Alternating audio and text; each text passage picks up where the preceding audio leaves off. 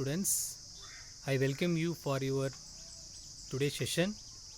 And in the last class, we have discussed about that sound characteristics and the noise pollution, everything. And I hope you can understand. But anyway, in today's class, I'm going to revise that sound and friction lesson, the two lesson.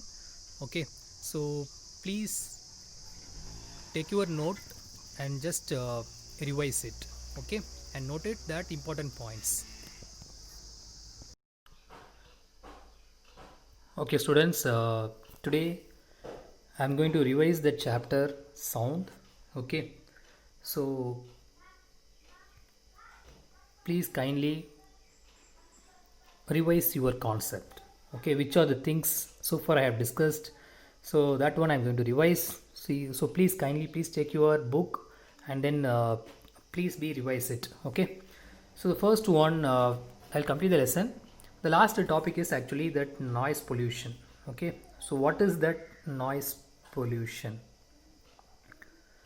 So you might heard the different kinds of pollution. For example, what's called land pollution and air pollution and even water pollution.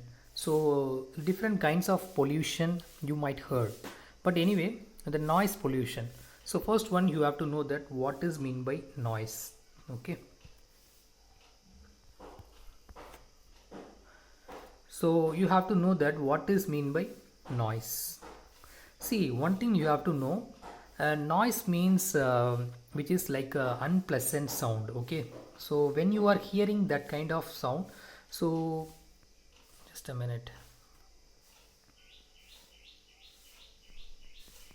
So unpleasant sound. Okay. Okay. So when you hear this kind of music or whatever it is, so you may feel some irritation, some stress, and lack of sleep. So this kind of problem will happen. Okay, so that unpleasant sound which is called as noise. Okay, so generally we know that the human audible frequency is 20 hertz to 20,000, right? So 20,000 hertz. So we can hear this much frequency. And in terms of loudness, so in terms of loudness, maximum is 120 decibel. Okay, so 120 decibel only maximum we can hear device they are using. So through that, what's the call, it will be producing lot of sound, even it can cover maximum distance. Okay, uh, so which will make some kind of irritation sound or which will make some noise. Okay, so like amplified, right? This is called like a amplifier. Okay, so this is called noise pollution. Okay, so how to reduce the noise pollution? Okay, so how to reduce the noise pollution? So what are the effects we have seen? So effects and all, that lack of sleep, stress, and some what's called physical, not physical problem, mental problems and all. It will be happen because of more noises produced that time. Okay, how can we reduce that noise pollution? So first one, we have to plant trees. Okay, so we have to plant trees more, because the trees and all, it can absorb the sound. Okay, that leaves and the various parts of the trees, it can absorb that sound. Okay, and the next one is we have to avoid that what's called that loudness making device and all, we have to avoid, and we have to reduce the volume of whichever that output device we are using. So reduce the volume. And even what is the thing, these are the major things. Okay, we have to notice how to reduce that noise pollution. Okay, so second one means so to reduce, so reduce the frequency, reduce the sound of that various output device. Okay, so these are the things so far we have discussed. And one more thing, as I said, that infrasonic and ultrasonic. Okay, infrasonic means, what is that infrasonic? So infrasonic means below 20 hertz, right? 20 hertz below means it is called infrasonic. And what's called ultrasonic means what? Ultrasonic means above ultrasonic. so which is called 20,000 hertz above. Okay, 20,000 hertz above. So ultrasonic frequency, the dog can hear that ultrasonic frequency. So that is why in police training and all, when they are using the dog, they have to use that whistle, one kind of whistle which will make ultrasonic sound. Okay, because of that what's called like interaction with that dog. Okay, so the dog can hear that ultrasonic frequency. Okay, so 20,000 hertz. Okay, students, so these are the things so far we have discussed. And for your PA2 exam, as you know that the portion friction and sound, so after that PA2 exam only I'm going to start that new lesson. So anyway, I'm going to revise that what are the things so far we have discussed, friction and sound. So which are the topics we have to study, which are the topics we have to concentrate more, so that things and all I'm going to say. So first one, as I said that the first one, friction. Okay, so friction, what is that friction?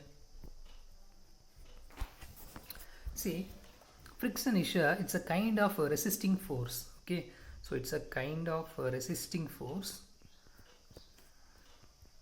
and which is acting to the opposite to that movement. Okay, opposite to the movement, that only frictional force acting. For example, if you are moving a block, so this is one block, and if you are moving this block in this particular direction, means your frictional force will be opposing the direction of movement. So frictional force is acting this way. Okay, so the small f represent the frictional force, capital F represent that force which you are giving. Okay, so frictional force, it's a kind of resisting force, as I said, and generally denoted as a small f. Okay, and frictional force, it will depend on the surface, and frictional force is a kind of contact force. Okay, so frictional force is a contact force, and frictional force, it will be depends on the nature of the surface. So what are the factors it can influence means, so nature of the surface. Okay, so nature of the surface, it is depend. And one more thing you have to know, that what is the nature of the surface. For that in your book they gave some activity. For example, this is one inclined plane, and in this inclined plane you have to take one marble.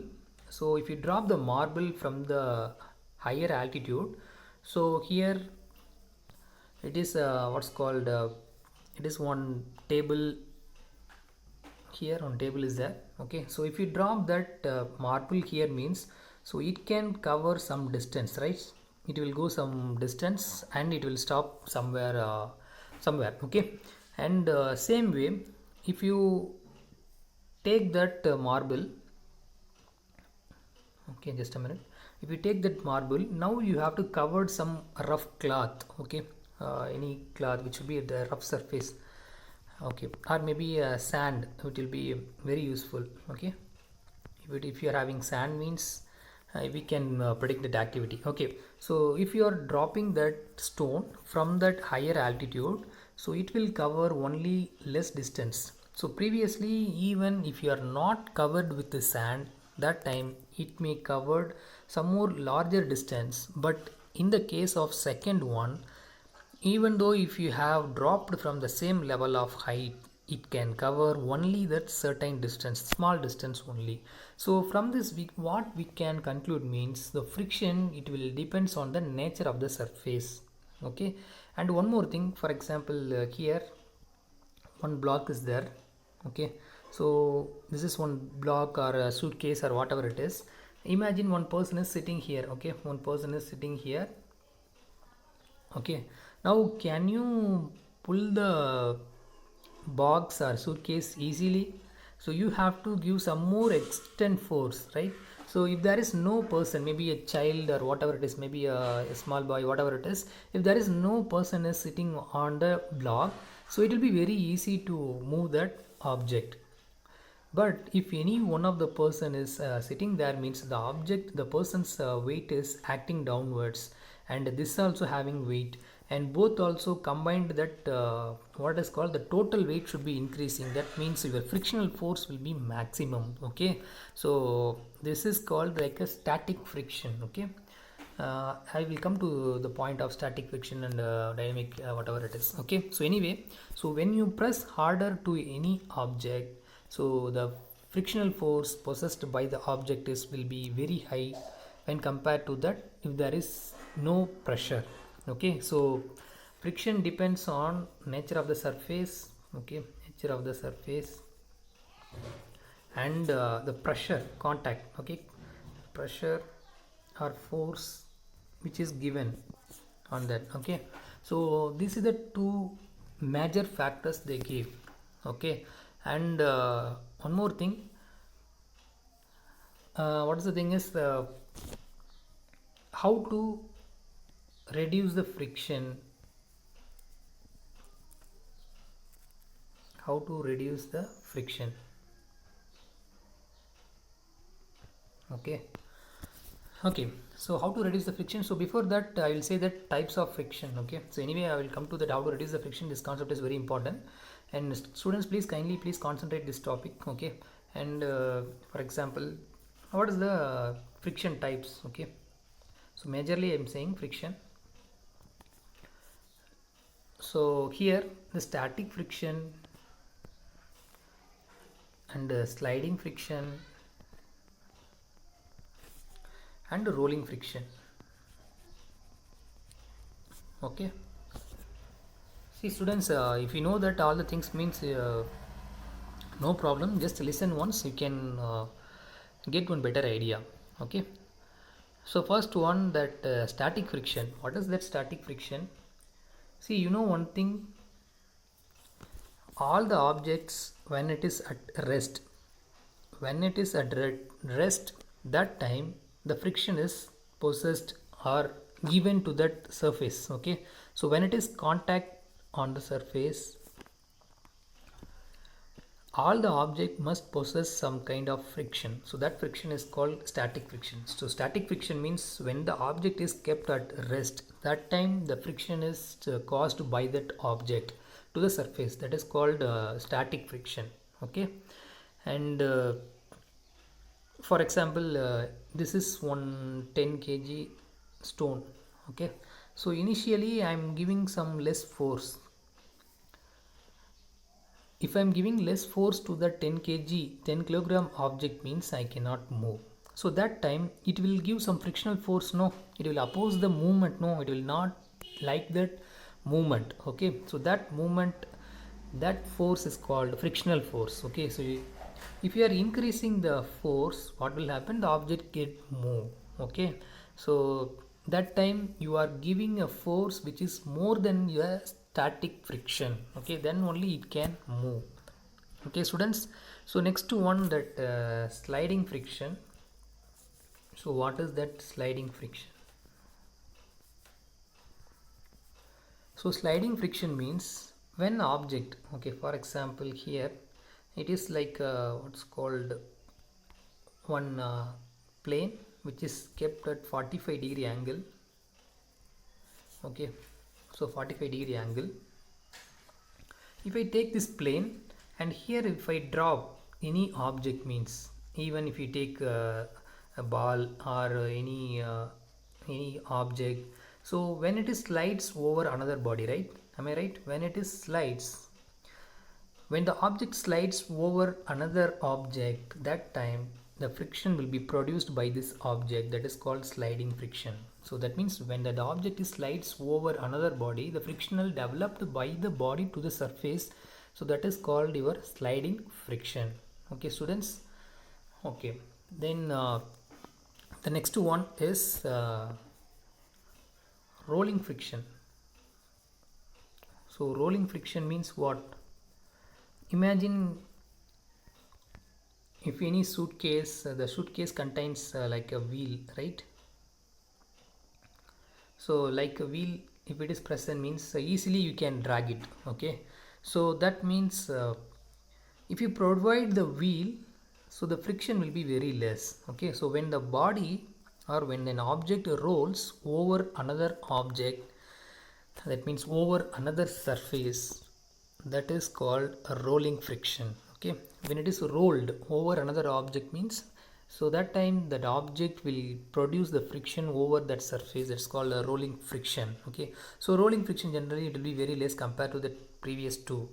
Okay, and you know that whichever the surface you have taken, even the smooth surface also, if you look at that very deeply means there will be some lot of irregularities are present. Okay, so that irregularities will be interlocking each other. Okay, for example, if you hold your palm here means your palm also having irregularities, that surface also having irregularities, so both are interlocked with each other. So we can say in the other terms of friction means it is a kind of interlocking force. Okay, when the two bodies are contact with each other.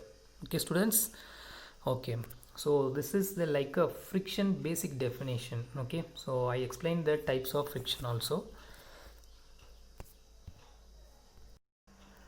Okay students, and